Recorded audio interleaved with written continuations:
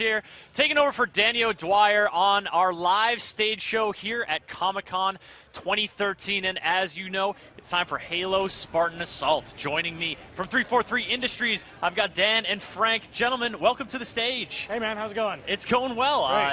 Great. Dan, we last sat on a stage together at E3. That's right. But something big has changed since E3 and now for Halo Spartan Assault. Yeah, biggest change is we're live. The right? game is out. The game went live yesterday. Congratulations to both of you. Oh yeah, thanks. No, it was a lot of fun, a lot of work. But it's out there now. We're getting some great feedback, some great reviews. People are really enjoying it. And it's really good to just finally have it out there. Just have it going. Yeah. Excellent. So you guys are here. We've got the game set up in the back. We're going to jump into some gameplay any moment now. But Frank, for you guys both have worked on Halos upon Halos. Spartan Assault is a bit of a different flavor for the Halo universe. But what's sort of the through line that makes this such a Halo, a true Halo experience? So the main through line, like any Halo game, is going to be the story. So it's definitely a story of kind of a Spartan 4 origin story in some senses, and you're going to get a little insight into the backstory of the Spartan 4 program as it relates to Halo 4. But I think Dan can properly speak to the fact that we wanted to make an experience that was suitable for the devices it was going to be on. We wanted to make something that was going to work on mobile platforms and be absolutely built for those platforms from the ground up. So those platforms being Windows Phone, Windows Surface, tablet, anything that's running Windows 8, right? Yeah, so PC, phone, tablet, all of it.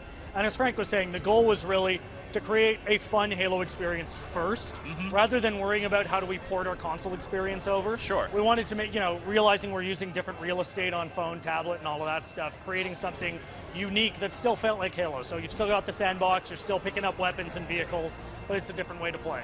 And the weapons and vehicles, you got some classics in there. There was a trailer you guys launched a little while ago, and the clatter of those dual SMGs from Halo 2 just like transported me back into the past. I think I mentioned this to you even at E3. Yeah, exactly. But it's just, it speaks to sort of the strength of the audiovisual identity of Halo. So in terms of, that shift to a whole different perspective, the characters are much smaller, stuff, a bigger sort of field of view. Like, how was it preserving that art style, that very Halo look, while sort of making it sparkle from a different point of view?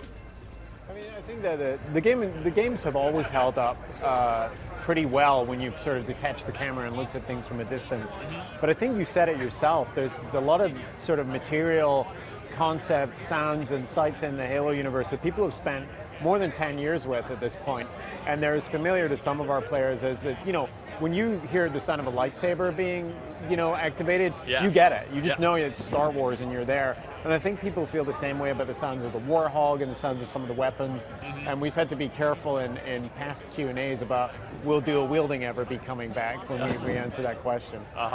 Yeah, I mean, Frank's bang on. Obviously we started with a lot of the same audio sounds and things like that because, we wanted the SMG to sound like an SMG. We wanted a battle rifle to sound like a battle rifle. We wanted the needler to... Exactly, and to behave the same way that people know about and, do a bit of homing. So we used all of that as a basis. And, you do some tweaking because, again, you're working with different kinds of speakers and things like that. But that's just one great way to make people know they're still based in the Halo universe. Probably the best feedback, I take away from what we're getting with Spartan Assault is this still feels like Halo.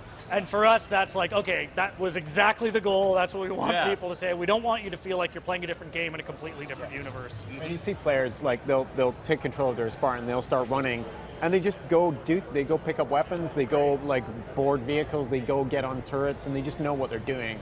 And it just really works, and it feels like Halo. So in terms of actually doing that stuff, you've got your device, you got your touch surface out. Sort of give us a quick overview of what the actual controls are like for moving around as a Spartan 4.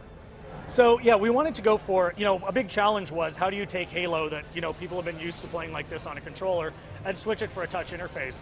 So what we ended up with was like a top-down twin-stick shooter paradigm. So think of like a Smash TV or a Robotron or something like that. That was kind of like an inspiration for us.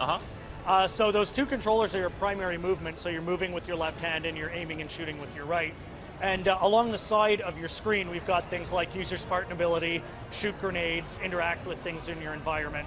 And honestly, we probably went through about a dozen different control schemes till we got to this one. Just trying to get it just right, intuitive. Exactly, but, and dealing with the glide problem, right, which I think we might have spoken about at E3. Normally, when you're playing games on a phone or a tablet, your hands tend to glide.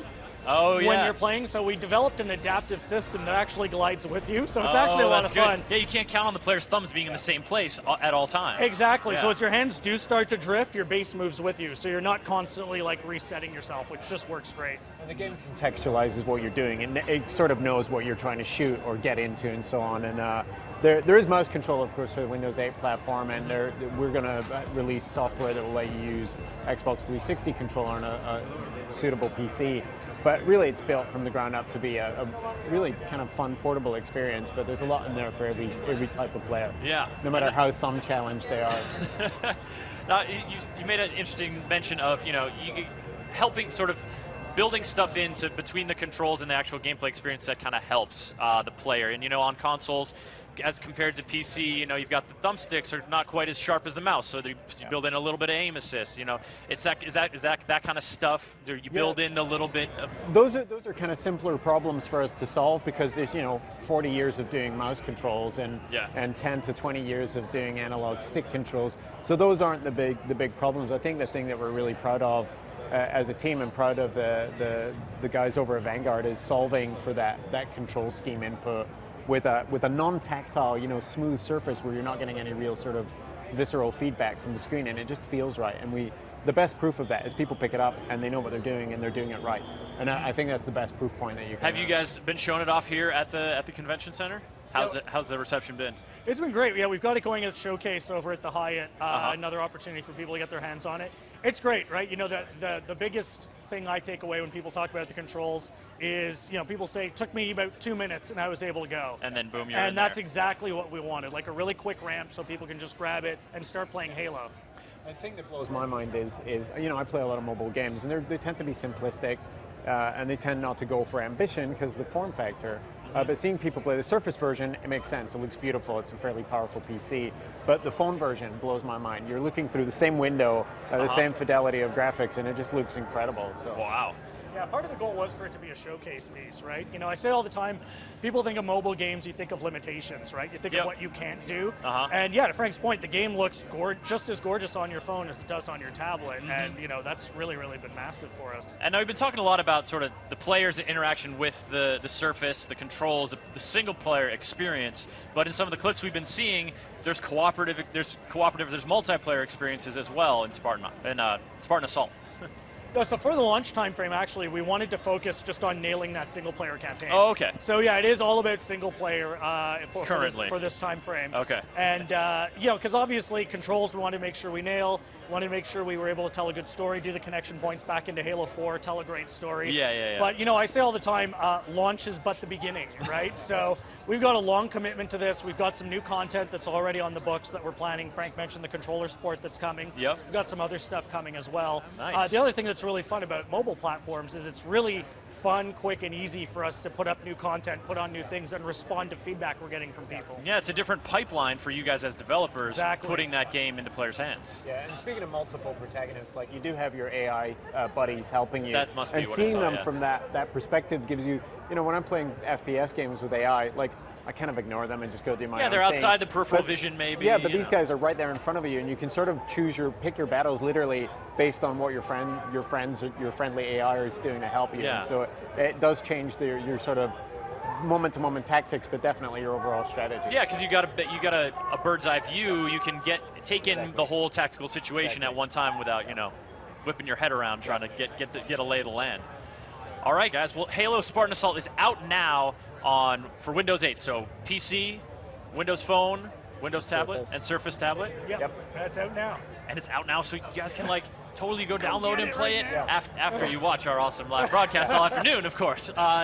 Dan, Frank, thank you so much for coming by and talking Halo Spartan Assault. It's always a pleasure. Thanks a lot. All right, folks, we're going to head out to the show floor for some check-ins with Homer Rabara, and then we're back for more live demos here from GameSpot's base station at Comic-Con 2013.